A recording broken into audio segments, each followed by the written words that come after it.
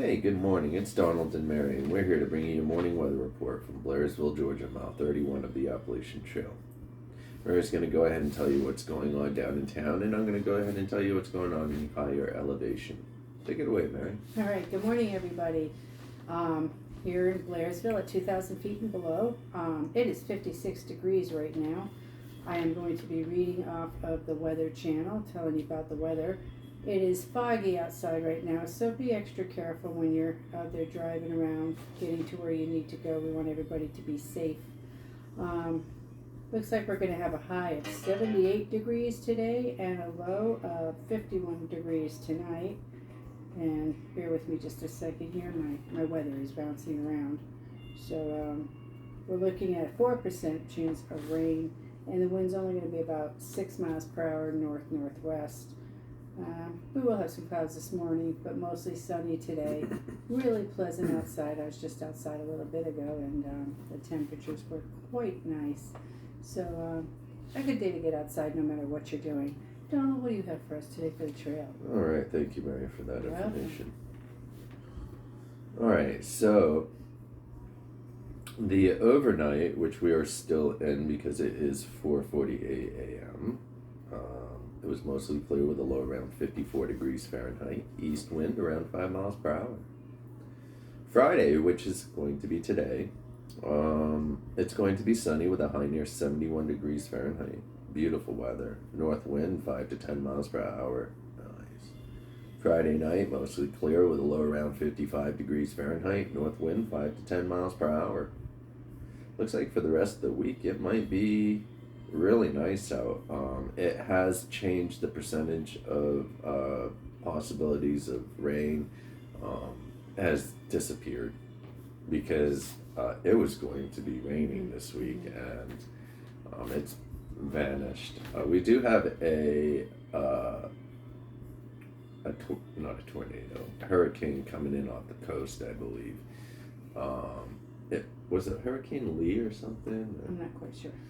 I can't remember the name of it, but there was a hurricane coming in to touch the on the Atlantic side here, to touch the Coast. the coastal line of North Carolina, Georgia, Florida, the usual.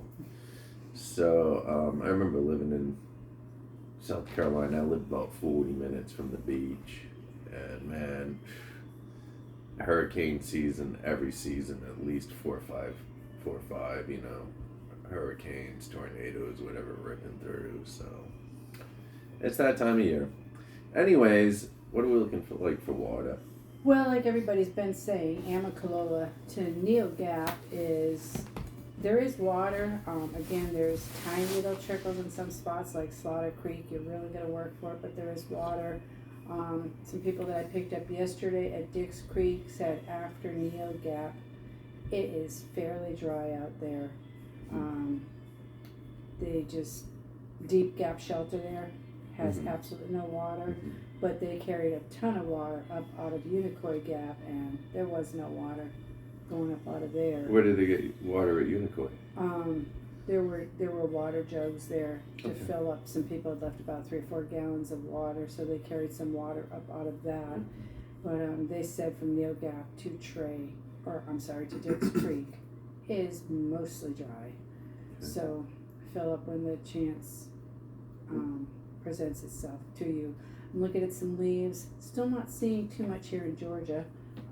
Bits and pieces, but as I was going across 64 in North Carolina yesterday, I see some colors starting to change. We're getting some gold and red and orange, and then definitely up towards Asheville area, you could see some of the color changing in the mountains as I made my way towards Asheville Airport. Beautiful. So definitely some color change starting to go on, but not like it is in years past where it's heavy by now. Okay. Well, wonderful. Thank you for that information. You're welcome. Just want to throw out there with the water jugs and the trail magic that people just leave at the gaps, it does become a mess, and the bears and the coons and the possums do get into it. So if you are going to leave something, please come back and pick it up, because Mary, Chelsea, the Blue Ridge she takes care of the trail, the overseer of the trail. She ends up picking it up. GATC ends up picking it up, and they get scattered. And so, if you're gonna leave something, please go back the next day and pick it up. It's great that you're leaving Yes, it, thank you. but don't leave unattended food, even if it's wrapped up. Don't leave that out there. It causes huge problems. So that's just a heads up, guys.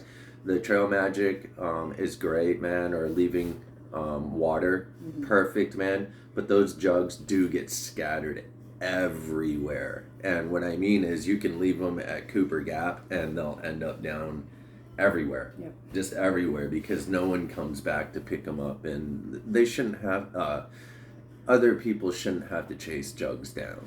It's not their job. If you want to leave something, cool, take care of it after. So, all right. Besides that, man, I hope everyone has a great hike, man. And if anyone needs anything at all, please feel free to give Mary and I a call, and we will do our best to assist you. We are out here 24/7.